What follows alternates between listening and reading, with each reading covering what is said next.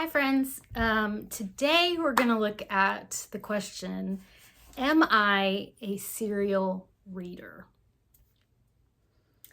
So I was thinking about this the other day. I think I was watching someone, I can't even remember whose video, about the series that they're reading and their goals for their series. When series September comes around, it's a readathon that a lot of folks on YouTube do.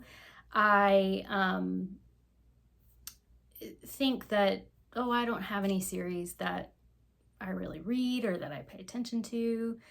I'm never like, oh my gosh, this book is coming out, I want to read it right away. In the context of a series, there's, favorite authors. That's a whole nother topic. And then I started writing a list, and I was like, you know what? There are a number of series that I've either started or read the first couple that, I really might be a serial reader. So just to put a little context in this, in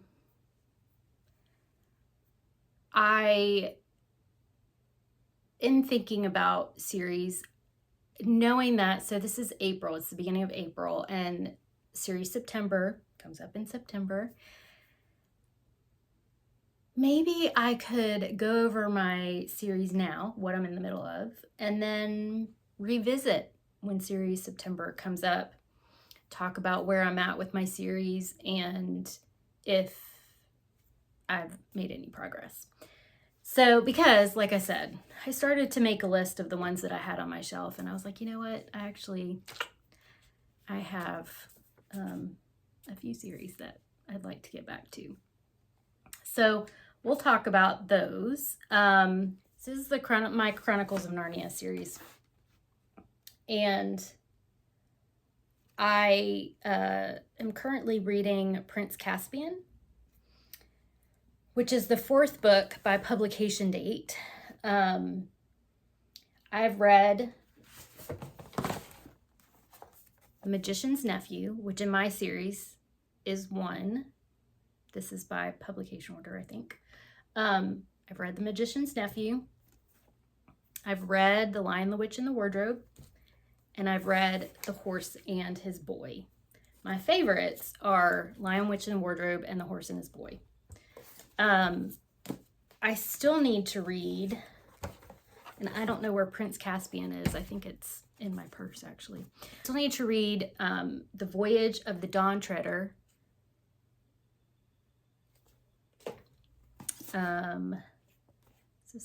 This one, The Silver Chair, and The Last Battle. My goal is to keep going, after I read Prince Caspian, which I should be finished with in the next couple of days. Then I'll move on to the next one.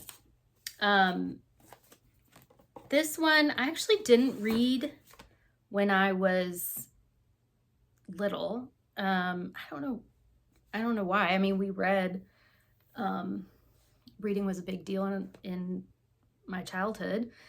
I just had never really even heard of these. I don't know. We missed out on that. So I've been getting into them as an adult, and I'm enjoying them. The other series, which I did get into when I was younger, is, of course, Anne of Green Gables. We watched, I don't even want to talk about it, but the only adaptation to watch is the one with Megan Fellows in it, which is from the 80s, I think. Is it from the 80s? Probably. I have read number 1, Anne of Green Gables. I have read number 2, Anne of Avonlea. And I've read 3, Anne of the Island. And you can tell that I've read them because these are the little mass market paperback. And if you can see, the spines are well loved. I have not read, let's see, Anne of Windy Poplars. Anne's House of Dreams, and Anne of Ingleside. And I think there's more, aren't there? After the initial 6, which I want to read, because if you are familiar with the Anne of Green Gables adaptations that were done starring Megan Fellows, I enjoyed them. The first and second go through basically these 3 books, I feel like. The first 3 books in the series. And they follow pretty close to the books. But the third movie that they did was completely off, not a creation of Ellen Montgomery. It was, Hollywood's take on Anne and Gilbert, which also ended in a spot where you really want to know the next things that happen. So I really want to read these next ones. So I'm gonna try on these 2. Another series that I started, I like some historical fiction. I'm getting to kind of find a groove of where I do like it. And I have followed Lauren in the books for a while, and I think it was last year or 2 years ago, she was reading The 6 Tudor Queens by Alison Weir. And I was interested in it, mainly because I wasn't really, I want to know more about the women and less about Henry VIII. This is the first one, Catherine of Aragon, The True Queen by Alison Weir. I do like some historical fiction. This is the type of historical fiction I like. I really like Alison Weir's writing, and they're thick books. I mean, they're not small, but it didn't feel like it was unnecessarily long. Some of the ones that I've read, especially Philippa Gregory, I felt some of them I was just, felt like it could have been 200 or 300 pages less, because it just didn't have any point to the plot, any point to the story of certain parts. But I do like this series, the 6 Tudor Queen series. I have read the first one, Catherine of Aragon, and I've read Anne Boleyn, A King's Obsession, which is the second one. I have to still read the other 4, but the ones that I have in hardback, in physical form, is Jane Seymour, The Haunted Queen, and then Anna of Cleve, The Princess in the Portrait. So these 2 I still need to read. And okay, this is a pet peeve, and maybe I got 2 different, these were both used copies, so maybe I don't know, but look at the difference in size. Why do they do that? Okay, pet peeve aside, publishers. I still want to read these 2. They're great audiobooks, and I just haven't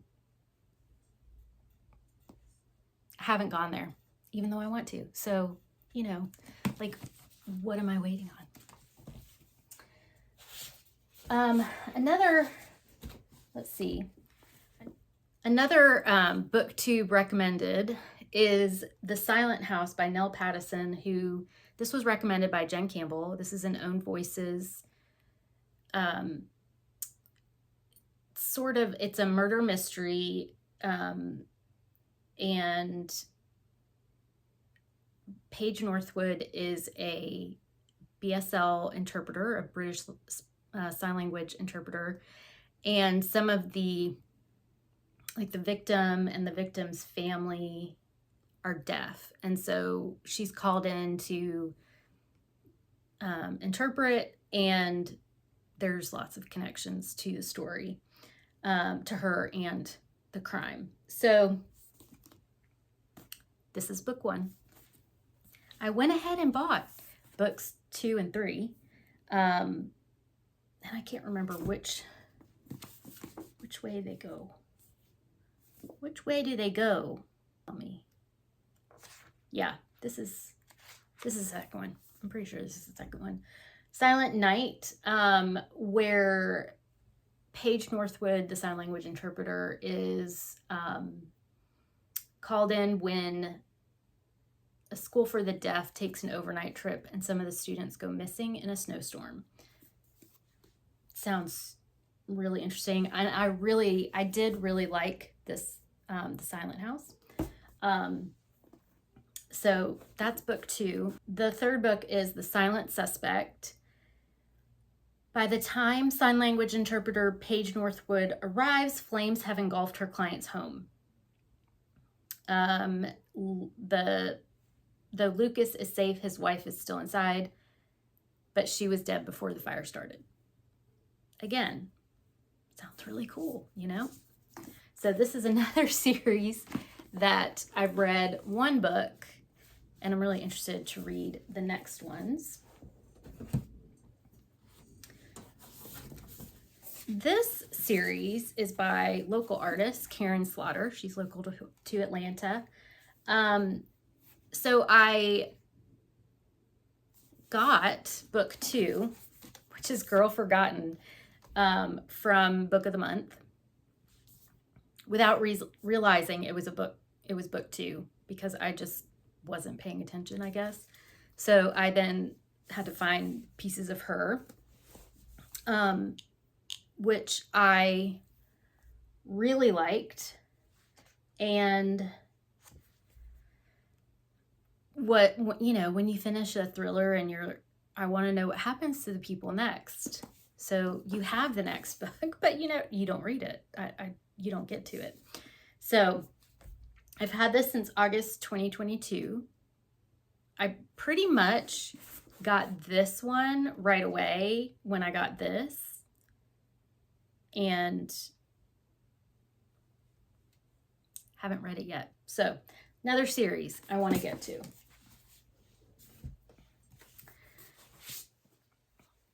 This series, I don't even know how I came across this. I feel like I was walking through a bookstore and the cover just jumped out at me. This is The Butterfly House by Katrine Enberg. This is set in Copenhagen, where a nurse fills a syringe with an overdose of heart medication and enters the room of a patient. 5 days earlier, a paperboy on his route stumbles upon a macabre find: the naked body of a dead woman, her arms marked with small incisions, cause of death, insanguination, the draining of all the blood in her body. And then it basically follows 2 detectives in Copenhagen. One has been out on maternity leave, I believe, and I liked this book. I still think about this book. It was really well written. Is it translated? I think. I can't remember. Let's see. Yes, translated by Tara Chase. After reading this, do you know what I realized? This is book 3 in the series, because they did allude to some things that happen between the detectives or in the detectives' lives that I'm like, I don't know. So I went and got have found over time 2 more in the series. I believe, now I'm going to forget which order they're in. I think The Tenant is the first one. Yes, this is because this is Katrine Enberg's debut. But The Tenant is the first in the series, and this one is also translated by Tara Chase. A woman is discovered murdered in her apartment with a pattern of lines carved into her face. Copenhagen police detectives Jaap Corner and Annette Werner are assigned the case. They quickly establish a link between the victim and her landlady, who's a bit too fond of drink and raucous dinner parties. Esther is also a would-be novelist, and when Julie turns up as a murder victim in the mystery she's writing, the link between fiction and real life grows more urgent. So that's the first in the series. Now, in my research, The Tenant is number 1. The Butterfly House is number 3. The Harbor is number 4. And number 2, I don't know has been translated. I cannot find it anywhere, which seems kind of strange to me. Like if you're gonna, and maybe there's, I don't know that much about publishing. So if you know, why would they, you know, do 1, 3, and 4, but not 2? I don't know. Is number 4, The Harbor. A beautiful day in April when 15-year-old Oscar disappears. He never came home from school the previous afternoon, and his family is frantic. Police assume he's a runaway, and it goes on from there. So another series. I'd at least like to read book number 1 and maybe continue my search for book number 2. I don't know. If you've read this series, let me know. Is book 2 translated into English? Is there a way to get it? Just curious. And then another series that I read out of order unintentionally is by Attica Locke. This is the J. Porter series. I read Pleasantville first. This is book 2 in the J. Porter series. And then I went and got Blackwater Rising to read the first in the series. I liked the character of J. Porter. I like Attica Locke's writing style. So I definitely want to go back and read book 1. Book 1 is J. Porter has long since made peace with not living the American dream. He runs his fledgling law practice out of a dingy Houston strip mall, where his most prominent client is a low-rent call girl, and he's determined to leave the sins of the past buried. The guns, the FBI file, the trial that nearly destroyed him. And in book 2, it does reference a little of that backstory, and so I feel like I would like to go and find out what that story is. And so I will read book 1 in that. So that is 1, 2, 3, 4, 5, 6 series. Those are 6 series that I am in the middle of, that I would like to read more at some point. I've got other books on my shelf of series that I haven't started yet, but I've collected some of the books. So maybe we'll look at those too one day. I don't know. Thanks for listening to me talk about my series. Have you read any of these series? Do you have any opinions on these series? Do you have any series that, based on what I've started, you think I might like? Leave in the comments below, and I will talk to you very soon. Bye.